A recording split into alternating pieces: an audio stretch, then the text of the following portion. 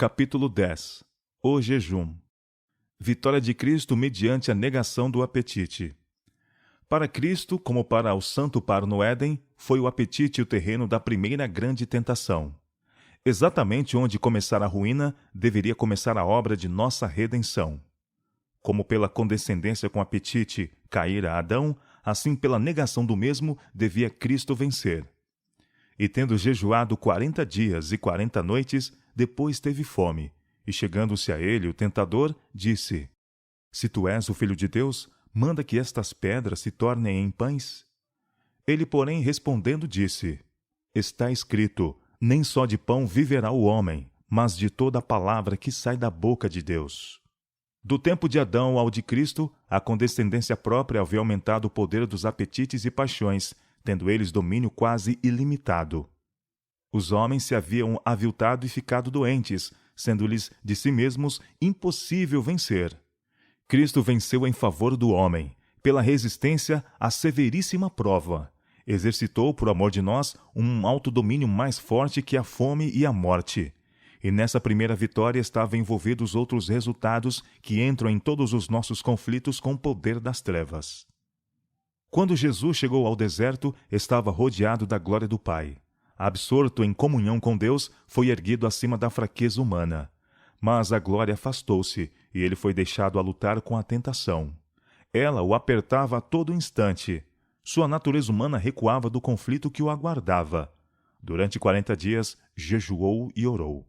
Fraco e emagrecido pela fome, macilento e extenuado pela angústia mental, o seu parecer estava tão desfigurado mais do que de outro qualquer, e a sua figura mais do que a dos outros filhos dos homens.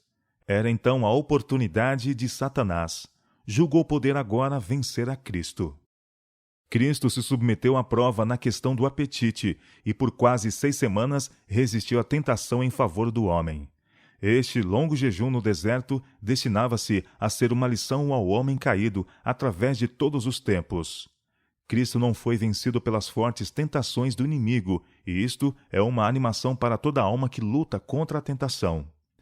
Cristo tornou possível a qualquer membro da família humana resistir à tentação.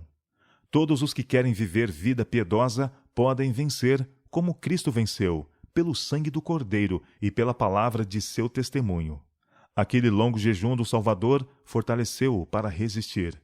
Deu ele prova ao homem de que começaria a obra de vencer justamente onde começou a ruína, na questão do apetite. Quando Cristo se via mais tenazmente assaltado pela tentação, não comia nada. Confiava-se a Deus e, mediante fervorosa oração e perfeita submissão à vontade de seu Pai, saía vencedor. Os que professam a verdade para estes últimos dias, acima de todas as outras classes de professos cristãos, devem imitar o grande modelo na oração. O Redentor do mundo sabia que a condescendência com o apetite traria debilidade física, adormecendo órgãos perceptivos de maneira que se não discerniriam as coisas sagradas, e que isto perverteria as faculdades morais. Se a condescendência com o apetite era tão forte sobre a raça humana que para derribar-lhe o poder foi exigido do divino Filho de Deus que jejuasse por cerca de 6 semanas em favor do homem, que obra se acha diante do cristão, a fim de ele poder vencer da maneira por que Cristo venceu? A força da tentação para satisfazer o apetite pervertido só pode ser avaliada em face da inexprimível agonia de Cristo naquele prolongado jejum no deserto. Como preparo para o estudo das Escrituras? Há nas Escrituras algumas coisas difíceis de entender e que, segundo diz Pedro, os indoutos e inconstantes torcem para sua própria perdição. Não podemos explicar nesta vida o sentido de toda a passagem das Escrituras. Não há, porém, pontos vitais de verdade prática que fiquem envoltos em mistério. Ao chegar, na providência de Deus, o tempo de um mundo ser provado quanto à verdade para aquele tempo, mentes serão despertadas pelo seu espírito para pesquisarem as Escrituras, mesmo com jejum e oração, até que se descubra elo após elo e estes sejam ligados em perfeita cadeia. Todo fato que tem que ver de perto com a salvação de almas será tornado tão claro que ninguém precisa errar ou andar em trevas. Pontos difíceis da verdade presente têm sido compreendidos pelos fervorosos esforços de uns poucos que eram dedicados à obra. Jejum e fervente oração a Deus têm levado o Senhor a abrir-lhes ao entendimento os seus tesouros de verdade. Os que sinceramente desejam a verdade não serão relutantes em franquear a investigação e crítica às suas posições, e não se aborrecerão se suas opiniões e ideias forem contraditas. Este foi o espírito acariciado entre nós 40 anos atrás. Reuníamo-nos com a alma opressa, orando para que fôssemos unidos na fé e na doutrina, pois sabíamos que Cristo não é dividido. Um ponto de cada vez era tomado como assunto de investigação. A solenidade caracterizava esses concílios de investigação. As Escrituras eram abertas com uma intuição de reverência. Muitas vezes jejuávamos, a fim de que estivéssemos mais habilitados a compreender a verdade. Quando é necessário o auxílio divino especial. Para certas ocasiões, o jejum e a oração são recomendáveis e apropriados. Na mão de Deus, são meio de purificar o coração e promover uma disposição de espírito receptiva. Obtemos resposta às nossas orações porque humilhamos nossa alma perante Deus. É desígnio de Deus que os que têm responsabilidades se reúnam muitas vezes para aconselharem-se mutuamente e orarem fervorosamente, pedindo aquela sabedoria que unicamente Ele pode comunicar. Unidos, fazei conhecidos a Deus vossas dificuldades. Falai menos. Muito tempo precioso se perde em conversas que não trazem luz. Unam-se, irmãos, em jejum e oração, pedindo a sabedoria que Deus prometeu suprir liberalmente. Sempre que seja necessário para o progresso da causa da verdade e para a glória de Deus que se tenha que defrontar um oponente, quão cuidadosa e com que humildade devem eles, os defensores da verdade, entrar na luta. Com a esquadrinhação do coração, confissão de pecado e fervorosa oração, e muitas vezes, jejuando por algum tempo, devem suplicar a Deus que os ajude especialmente e conceda à sua salvadora e preciosa mensagem uma vitória gloriosa, a fim de que o erro apareça em sua verdadeira deformidade e seus defensores sejam completamente desbaratados. O verdadeiro jejum. O verdadeiro jejum que deve ser recomendado a todos é a abstinência de qualquer espécie estimulante de alimento e o uso apropriado de alimento saudável e simples, que Deus proveu em abundância. Precisam os homens pensar menos acerca do que hão de comer e beber de alimento temporal, e muito mais acerca do alimento do céu, que dará tono e vitalidade à experiência religiosa toda. Agora e daqui por diante, até o fim do tempo, deve o povo de Deus ser mais fervoroso, mais desperto, não confiando em sua própria sabedoria, mas na sabedoria de seu líder. Devem pôr de parte dias de jejum e oração. Pode não ser requerida a completa abstinência de alimento, mas devem comer moderadamente do alimento mais simples. Todo jejuar do mundo não substituirá a simples confiança na palavra de Deus. Pedi, diz ele, e recebereis. Não estou chamados a jejuar 40 dias. O Senhor suportou esse jejum por vós no deserto da tentação. Não haveria virtude em semelhante jejum. Há, porém, virtude no sangue de Cristo. O espírito do verdadeiro jejum e oração é o espírito que rende a Deus mente, coração e vontade. Como remédio para a doença. A intemperança no comer é muitas vezes a causa da doença, e o que a natureza precisa mais é ser aliviada da indevida carga que lhe foi imposta.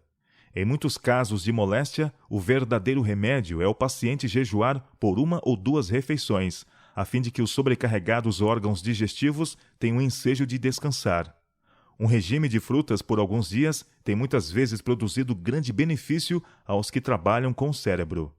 Muitas vezes, um breve período de inteira abstinência de comida, seguido de alimentos simples e moderadamente tomado, tem levado à cura por meio dos próprios esforços recuperadores da natureza. Um regime de abstinência por 1 ou 2 meses havia de convencer a muitos sofredores que a vereda da abnegação é o caminho para a saúde. Alguns há que seriam mais beneficiados pela abstinência de alimento por 1 dia ou 2 cada semana, do que por qualquer quantidade de tratamento ou conselho médico. Jejuar 1 dia por semana se lhes ia de incalculável benefício. Condescender em comer com demasiada frequência e em quantidade demasiado grande sobrecarrega os órgãos digestivos e produz um estado febril do organismo. E então ocorrem doenças de várias espécies. Os sofredores, nestes casos, podem fazer por si mesmo o que os outros não podem por eles fazer tão bem. Devem começar por aliviar a natureza da carga que lhe impuseram. Devem remover a causa. Jejuar por breve tempo, dando ao estômago oportunidade para descansar. Reduzir o estado febril do organismo por cuidadosa e inteligente aplicação de água. Esses esforços ajudarão a natureza em sua luta por livrar o organismo de impurezas. As pessoas que condescenderam com apetite para comer livremente carne, molhos altamente temperados e várias espécies de substanciosos bolos e conservas não podem imediatamente ter prazer num regime simples, saudável e nutritivo. Seu paladar está tão pervertido que não tem apetite para um regime saudável de frutas, pão simples e verduras. Não devem esperar que logo de início tenham prazer em alimento tão diferente daquele com que têm estado condescendendo. Se não podem, a princípio, ter prazer em alimento simples, devem jejuar até que o possam. Esse jejum se lhes demonstrará de maior benefício do que remédios, pois o abusado estômago encontrará o descanso de que há muito vinha necessitando, e a verdadeira fome pode ser satisfeita com regime simples.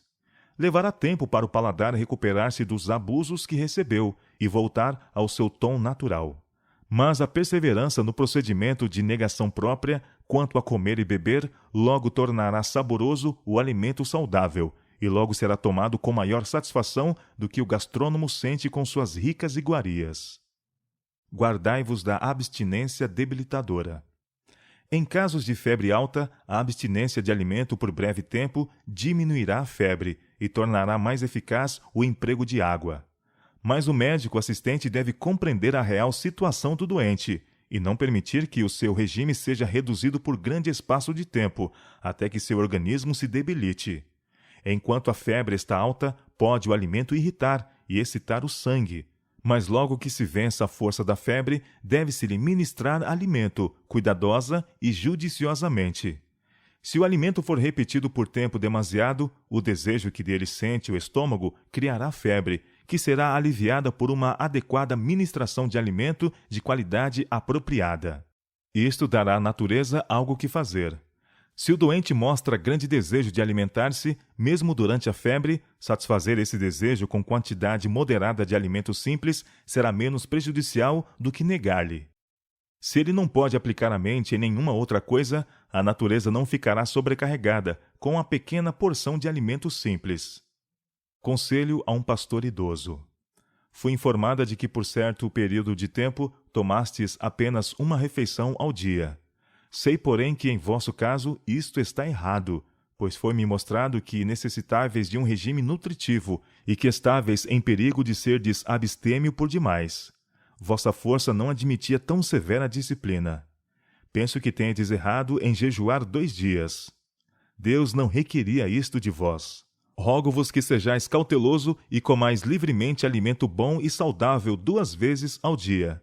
Por certo, vossa força descrescerá e vossa mente se tornará desequilibrada, a menos que mudei vosso procedimento de usar um regime abstêmio.